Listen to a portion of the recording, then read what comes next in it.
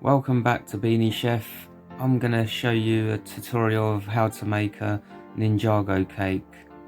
The first step is making a Swiss roll for the head. So here we have the eggs and the sugar. They get whisked up so they're light and fluffy. Then gradually add in your flour and cocoa powder. Do this really gently because you want to keep as much air into the mixture as possible.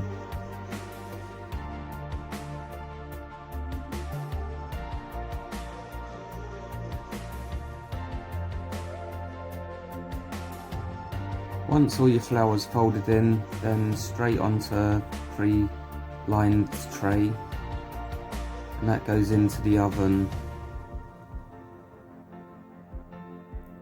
So turn it out as soon as you get it out of the oven onto parchment paper with sugar as shown there, and just roll it up. You need to do this quite quick, otherwise it'll go cold and crack. For the rest of the cake, I'm using just a basic cake mix, which is just stalk and sugar, which is mixed together, and eggs are added one by one at this stage. Make sure all your ingredients are at room temperature because this will make it light and fluffy.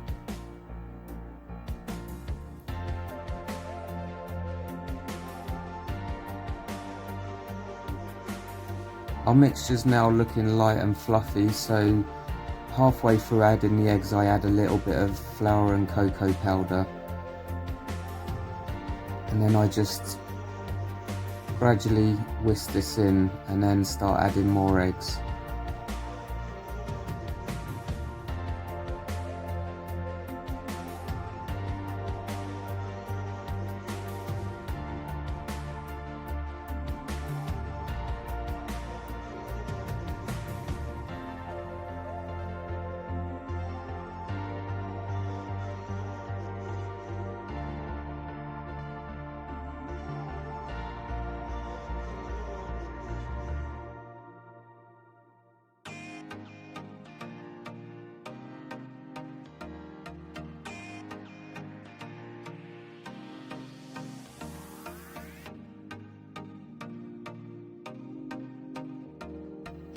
I always turn my cakes out after a few minutes of taking them out of the oven, just so they don't sweat. To go inside the cake, we're using double cream whipped up with icing sugar, mascarpone and peaches.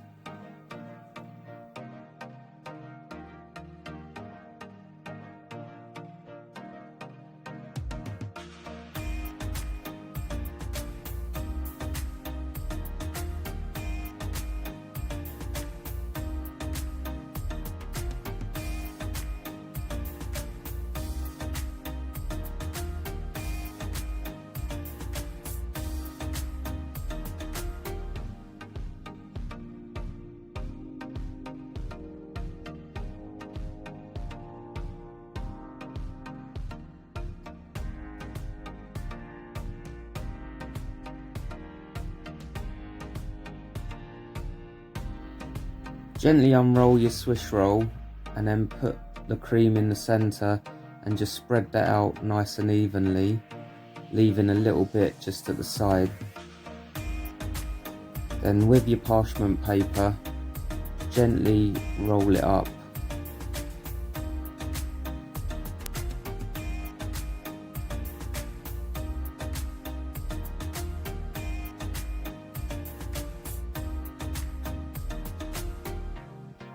I'd made a template out of just plain paper just to give me a guide of, how much I needed to cut. And as you can see, I'm using this now to cut the sponges up.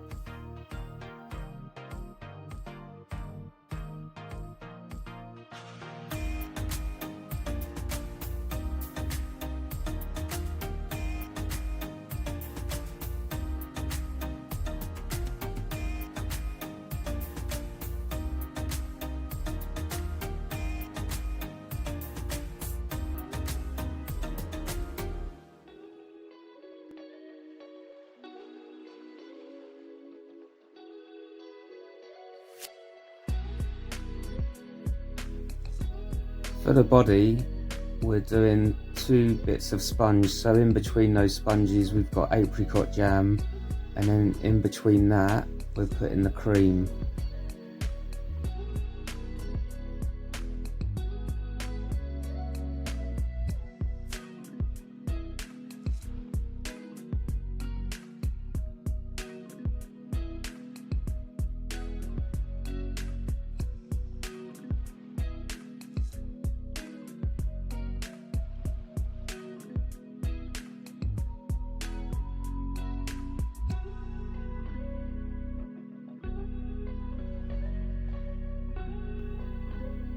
I'm cutting out the legs now, so here I'm just doing the sort of concave bit where the legs go.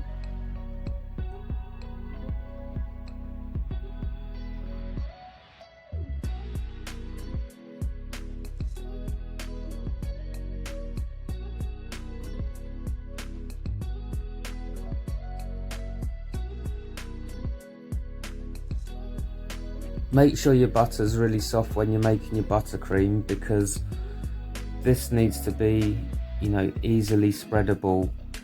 If it's too cold, you'll just tear the sponge. So like I say, make sure it's really soft. If you need to put it in the microwave for a few seconds, that's what I normally do if it's cold. This buttercream will just help stick your icing paste to the cake, so make sure it's not too heavily applied, keep it quite thin.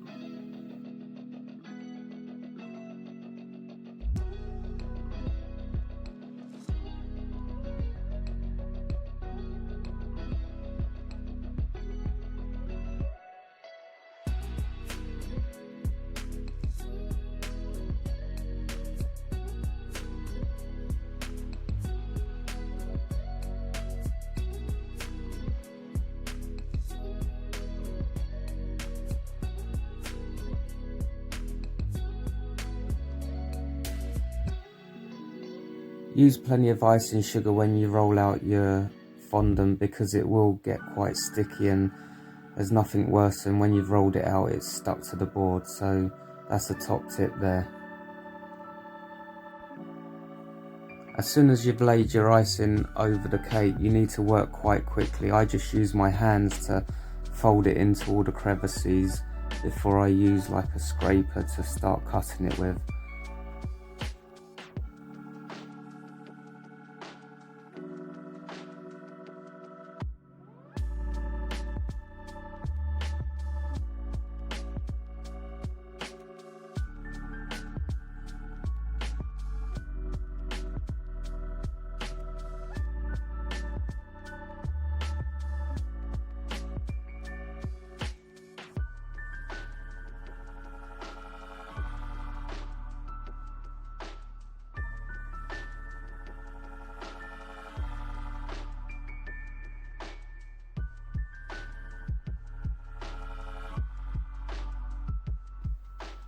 With anything that you stick down, I always offer it up to the cake first before I put any egg white or egg powder on there to stick it down, just in case it doesn't marry up right.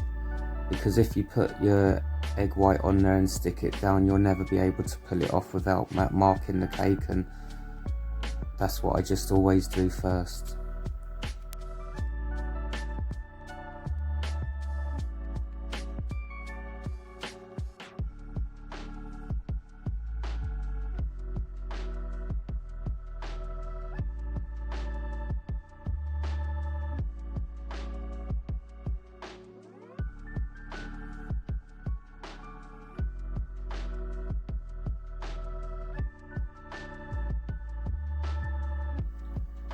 For the scarves, I've rolled these really thin, almost like paper thin. Like I said earlier, make sure you use plenty of icing on the bottom so it doesn't stick. And when it's that thin, you can almost sort of make it into a scarf yourself by just crimping it together.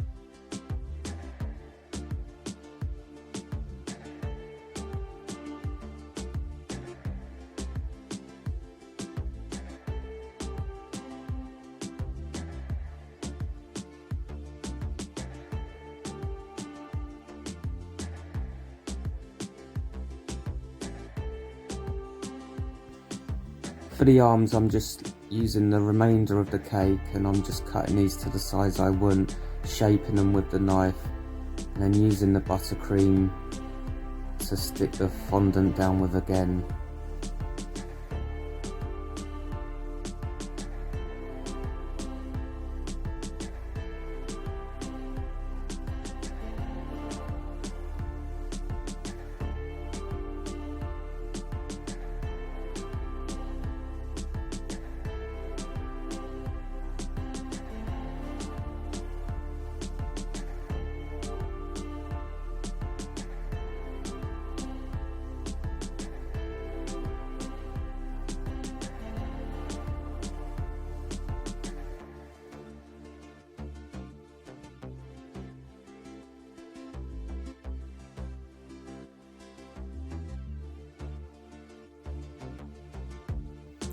For the hands, I'm just using fondant, so no sponge involved, and I'm just shaping that round the actual colouring pot to give me a good shape.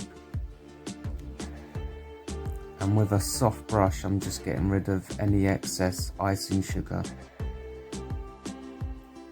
For decorating the cake, I use very fine sieve for the icing sugar and just egg white powder mixed with a bit of water. I'm not using any specialist nozzles here, I'm just doing it straight from like the icing bag.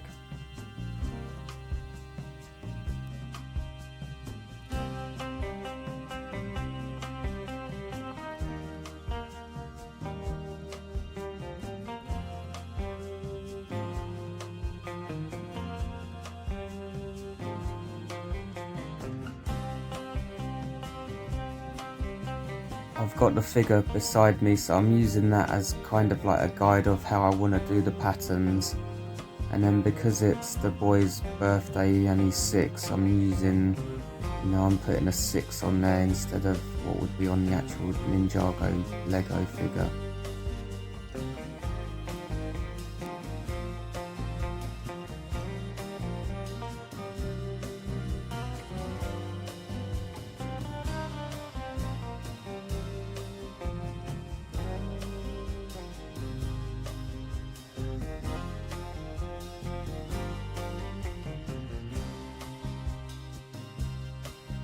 I'm using the remainder of the Swiss roll and butter icing just to give a feature on the side, so I'm putting ganache over this.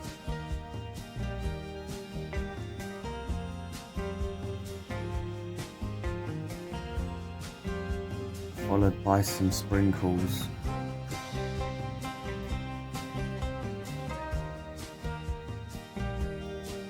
With some white chocolate, I just made a few swords and Toby's name and then put that on, and all I can say is we had one hell of a happy 6-year-old. So for more videos, press the like button, subscribe, and we'll see you on the next one. Hope this helps you out if you're going to make a Lego Ninjago cake.